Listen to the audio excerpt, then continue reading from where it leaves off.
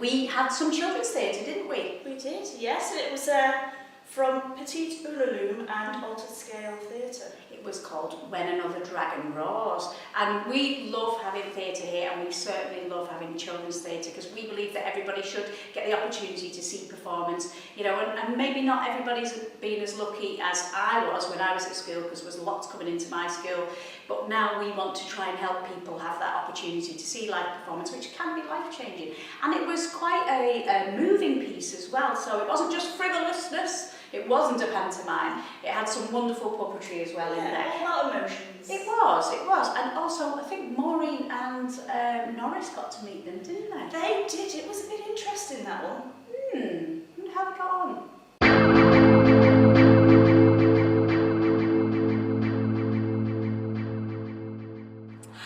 Oh, here we are outside the studios again, outside the mural. Oh, it's so lovely, isn't it? Do you like it, Norris? He said it's a mural. Oh, is it? Mural? Yeah. Are you sure now, Norris? That's what he says.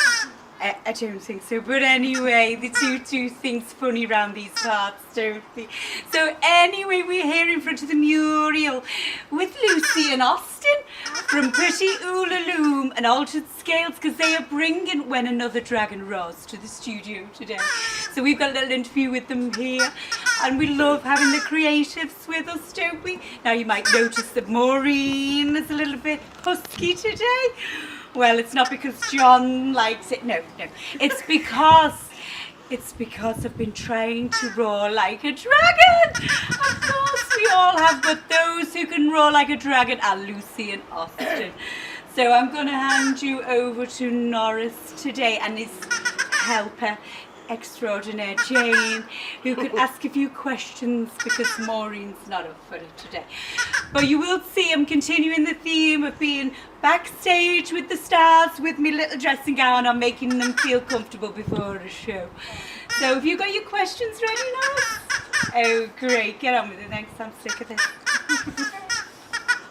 Said Maureen as lovely as ever. And she's lost her voice because she talks too much. Norris, come on. Okay. It's lovely to meet you guys. This is from Norris as well. He's so excited to see your show, and he's got a few questions. Right. Okay, he's so excited, I don't quite understand it, but I think I got it. Norris said, the dragon, does he breathe fire? It's a bit fire. So that was, does the dragon breathe fire? Does the dragon breathe fire? Do it that way. When you're doing the video, I just do my little thing. Sorry, Maureen. When you're doing the videos, everybody out there, put me on the YouTubes with this, because this is going to smash your mind. Face the camera. Sorry. Tell them your question nice and loud. Don't worry about it. Do you know what it is? Maureen's putting him off. Norris, Sorry. I thought we bonded last week.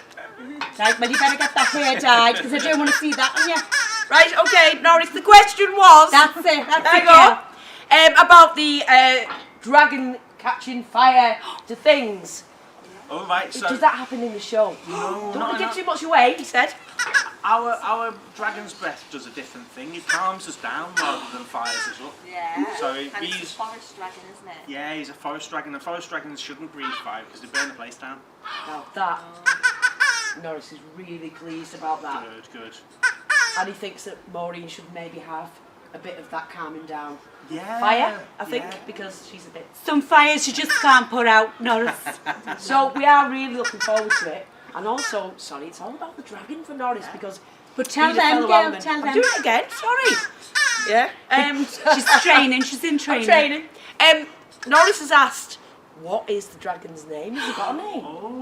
How can you tell us? Good question, Yeah. So we've got a few dragons in our show, and there's a mother dragon who hasn't got a name yet. So maybe people who come to see it today could name Yeah. the dragon. So that'd Maureen. be rather lovely. Maureen, vote Maureen, vote Vote Maureen. Maureen. Maureen. Yeah. Maureen. Mo the dragon. And then we've got a baby dragon who's called Golden Eyes. We had a group of children who helped us out working on some of the. We've got some little films that go along with the show. So there's Golden Eyes, and then you're a bit of a dragon in the show, aren't you? Yeah, and the mum's Careful, name careful, is Anna, Austin. Yeah. not Maureen. Anna. Anna's a bit of a dragon, and Yeah, so's Alfie sometimes, actually. yeah. My character Alfie is also a bit of a dragon at times. Do you think we can all be a bit of a dragon? Is that a metaphorical dragon? Yes.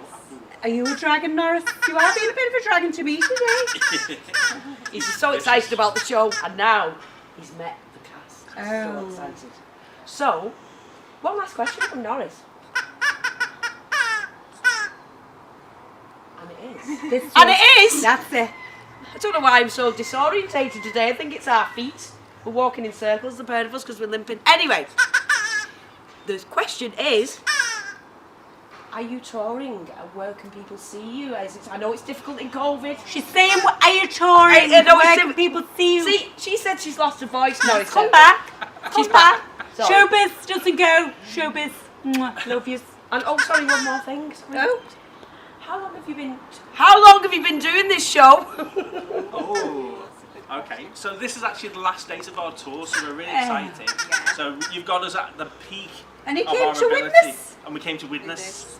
You always tours. wanted to come to witness. I've always wanted to come to Yeah. witness.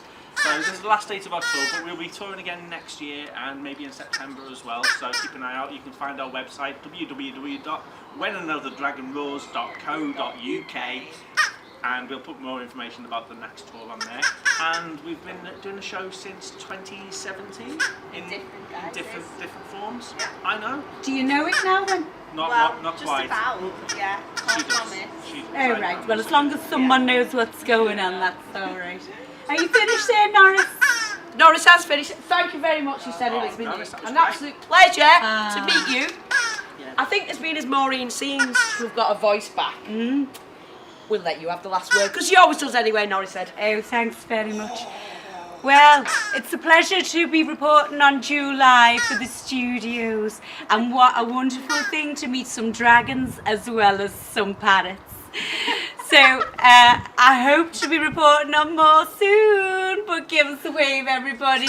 And let's roar together. Roar. Be careful now. Roar. Roar. Roar. We couldn't have a JuLIVE without comedy. So we've had lots of comedy over the years that have been created by Jed and Keith, our two fantastic associates that do stand up at the studio.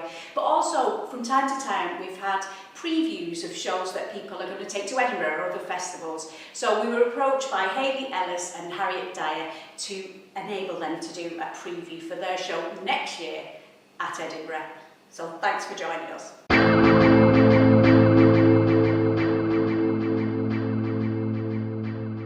We had the first live interactive event with our GLOW group, which is the LGBTQ plus group here for young people that we work in partnership with Holmborough Council to deliver.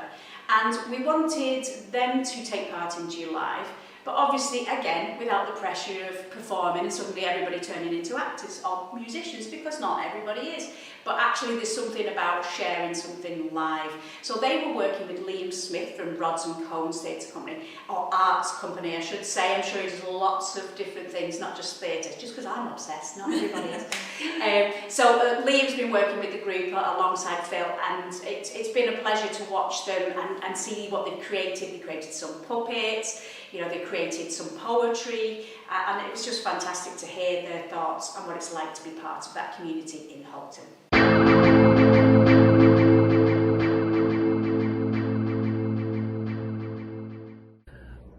The Glow Night as well, that was a really good event, well attended. I think it was very educational, and it was great to see a lot of young people there expressing their views and how they felt, and that was good and encouraging to see. Hi, my name's Liam, I'm from Rods and Cones, and I've been working with Glow for the past few weeks on the event. The event itself was a real mix. It was some performance from the group, they'd done some poetry and some spoken words, and it was an opportunity as well to have some discussions about some issues which are really important to the group, and you're going to see some of the discussions now. There's lots of LGBT representation within the borough of Halton. Everyone put their hands down. Does anyone want to sort of expand on why they put their hands down? Everyone did it. Go on, Dylan, I'm going to come to you. Why did you put your hand down? Because I don't really know any LGBT people or places or... So other than this group that you meet in, there's not many other sort of places or people that you know within the borough other than here. So there's not a lot of stuff going on in regards to that respect. Okay, thank you very much for sharing that. I'm going to come to Eli. Why did you put your hand down? Because when I think of LGBT people in Halton, I just think of Glow and the people that I meet. It's like the only people I can think of off the top of my head. Yeah, so similar to Dylan, other than the group which just exists here in the studio, once you step out of these doors, you don't see them same type of people outside on the streets. They're not there in the everyday life. So do you think that this is just a Halton thing, or is this a thing across the country? Is there really little representation across the country, or when you go into other areas in comparison, similar to what you were saying about being a little bit backwards, do people think that when you go into these other areas there is a little bit more representation, or not? Do you think it's a nationwide thing? We were also lucky enough to have, well, I say lucky enough, we were supposed to do a Moon Cup Theatre performance with Glow. We were going to do some drag kings and some drag kinging, and enter the world of gender exploration and all the rest of it, but unfortunately we were struck down by the coronavirus, has been known to happen lately, and we had to put together a film, so hopefully that came across well, and we inspired many to don a pair of trousers and perhaps a little moustache on their next sort of makeup jaunt. But yes, fabulous, and well done everybody. What a great time to be alive. JuLIVE. I was wondering if you could tell me a bit, and take it in turns, why you got into drag. Well, I've always been really interested in drag and gender in performance, what it means when you subvert gender roles in theatre. I sort of looked at that when I was in university, and I've always loved drag, and the more I've grown, the more I've watched more drag, and it's mainly been a lot of drag queens, but when I started to research and like watch more drag kinging, I was like, oh, this is what I want to do. This is me. Like I want to play a man and like sort of deconstruct the patriarchy through humour and through performance, and it's a great outlet. You get to show different sides of you. It's really freeing, and yeah, I really wanted to explore that. So the last two or 3 years, me and Rebecca went to a drag king workshop at the Lisbon, and it opened our eyes into what we could do, what other things that we could explore with drag, especially in Liverpool, that's maybe not being done here right now. And yeah, it's just a ball, really.